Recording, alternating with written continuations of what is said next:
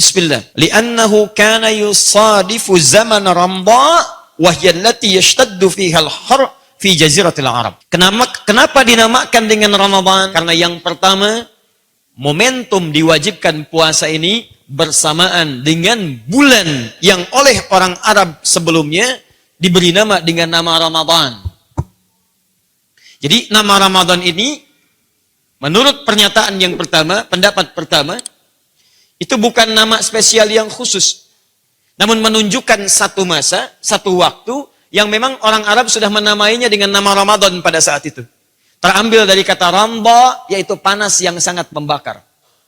Jadi begitu kewajiban turun pada bulan Sya'ban, tahun kedua Hijrah, begitu turun ayat, perintahnya Ramadan. Syahrul Ramadan, turun di bulan Sya'ban, diminta dikerjakan di bulan Ramadan.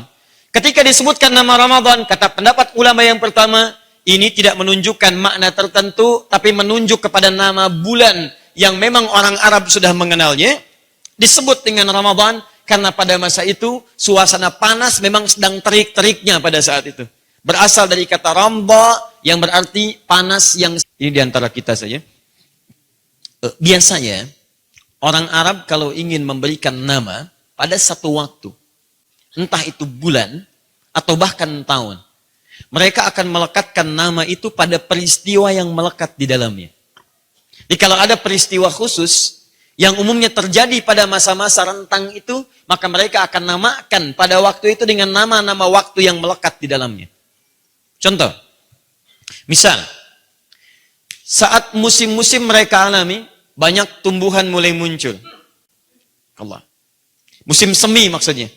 Tumbuhan muncul, mulai berbunga, daun-daun mulai mekar dan sebagainya, maka mereka namakan dengan Rabi'. Rabi', bulan saat tumbuhan itu mulai muncul. Rabi'. Sampai-sampai mereka membuat syair terkait dengan ini. Al-Bukhturi punya syair. Atakar rabi'u yakhtalu dhahika minal husni hatta kada an yatakallama. Duhai, musim semi telah muncul. Saking bagusnya, tumbuh-tumbuhan mulai mekar. Bunga-bunganya mulai berwarna. Seakan-akan memberikan senyuman, bahkan kiranya terlihat seperti ingin tertawa. Jadi begitu mereka melihat tumbuhan mekar, ini bagus, lekatkan nama yang sesuai dengannya. Rabi'. Contoh, Sya'ban, bulan keberapa? 6 atau 7? Yang keenam angkat tangan. 7. 8. Tayyib 8. Bukan 6, bukan 7. Rajab bulan ke? Oh, Rajab 7 ya. Sya'ban yang 8 ya. Sya'ban bulan 8. Hati-hati. Sya'ban bulan 8. Pertanyaannya, sebentar. Kenapa disebut dengan Sya'ban? Apa itu Sya'ban? Dari kata tasya'ub. Apa itu tasya'ub? Dari kata syu'ab. Apa itu syu'ab? Komunitas yang menyebar. Komunitas menyebar. Kalau penyebaran ini menyatu, membentuk kelompok-kelompok, misal RT nyatu jadi RW, RW nyatu jadi kelurahan, kelurahan nyatu jadi kecamatan, kecamatan nyatu jadi kabupaten, yang lainnya kota, jadi provinsi dan sebagainya, maka jamaknya jadi syu'ub namanya. Syu'ub. Quran surah ke-49 ayat 13. Ya ayyuhan nas, inna khalaqnakum min dzakarin wa untha wa ja'alnakum syu'uban wa qabail. Hei manusia, kami ciptakan kalian ada laki-laki, ada perempuan. Dan kami jadikan penyebaran semua itu menyatu dalam komunitas-komunitas. RT sekian, RW sekian, kelurahan sekian. Di mana alamatnya? RT sekian, RW sekian, dan seterusnya. Paham? Itu syu'ub namanya. Tapi kalau Anda ingin berbicara tentang masyarakat yang berkelompok ini, kemudian pergi berkelompok-kelompok, misal, RT sekian, pergi jalan. RT sekian, pergi jalan lagi. Yang ini ke Ancol, yang ini ke Dupan, ini ke Puncak, ini ke Taman Safari, ini ke Taman Bogor, dan seterusnya. Berbeda-beda. Maka kalimatnya disebut dengan tasya'ub. Tasya'ub. Kalau semakin banyak yang tersebar memencar pergi ke tempat tertentu, maka disebut dengan Sya'ban. Kenapa bulan ke-8 ini disebut dengan bulan Sya'ban? Karena pada masa itu, orang-orang di komunitas Arab itu banyak menyebar mereka semua untuk mencari air pada saat itu, untuk persiapan di bulan ke-9 Ramadan. Karena kalau sudah panasnya terik luar biasa, itu susah untuk keluar, Pak. Saya pernah beberapa kesempatan di Timur Tengah, itu merasakan bagaimana itu sampai tingkat panas 57 derajat. AC sudah tidak pengaruh dinginnya. Ya, itu terasa luar biasa. Begitu keluar, Ada angin, panas, kayak tertampar saja, dan sebagainya. Itu jalan tuh seperti itu, panasnya luar biasa. Ya, nah itu panas. Jadi kesempatan untuk keluar itu tidak mudah. Kadang-kadang mau makan juga malas, padahal tempat makan itu tidak begitu jauh, tinggal jalan ada makanan. Disiapkan, tinggal ngambil, makanan dituangkan, tinggal makan. Cuman karena panasnya luar biasa, keluar itu tidak mudah. Nah, mereka bersiap sebulan sebelumnya, menyebar mereka mencari sumber air untuk mengumpulkannya di rumah. Saat dibutuhkan mereka bisa minum dan tidak harus keluar lagi saat terik panas itu datang. Karena itu bulan ke-8 disebut dengan Sya'ban namanya. Ramadan, bulan panas. Paham? Pada masa Islam, saya masuk pada bagian kedua, nama ini tetap dipertahankan. Semua nama, 12 nama yang sudah ada sebelumnya dipertahankan dalam masa Islam. Paling indah, nanti saya teruskan pada 2 dan 3. Yang paling menarik, dalam setiap nama ini ada nama-nama yang terkait dengan hadis-hadis, bahkan esensi-esensi ayat yang turun. Rajab, tetap Rajab. Di masa jahiliyah ada Rajab. Sya'ban, tetap Sya'ban. Al-Muharram, tetap Al-Muharram. Safar, tetap Safar. Nanti 12 nama ini, itu ada maknanya ketika syariat diturunkan. Paham ya? Termasuk tahun. Baik, saya tanya pada Anda. Nabi dilahirkan tahun apa? Oh, kan? Gak disebutkan tahun-tahun Masehinya. Gak disebutkan tahun Hijriahnya belum datang. Tapi yang disebutkan tahun ketika ada peristiwa terjadi di dalamnya. Begitu gajah datang, Abraha bawa gajah dan sebetulnya. Dan seterusnya. Dilahirkan Nabi disebut tahun gajah. Wakila summiya Ramadan li'annahu yarmadudz dzunub aw yahriquha. Allahu Akbar.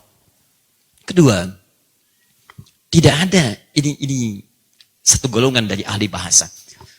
Tidak ada dalam bahasa Arab setiap kalimat yang tidak punya makna. Terlebih ketika kalimat itu dipertahankan dalam masa-masa syariat. Jadi kalau ada kebiasaan orang Arab, urf, kemudian dipertahankan pada masa Islam, itu tandanya ada kebaikan di dalamnya atau ada kesesuaian dengan nilai-nilai syariat di dalamnya. Jadi syariat itu mengakomodir tradisi sepanjang tradisi itu tidak bertentangan dengan syariat.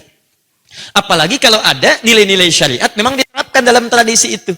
Contoh, orang jahiliyah itu punya tradisi menghormati orang yang baru punya keturunan dengan melekatkan nama, awas, anak pada bapaknya.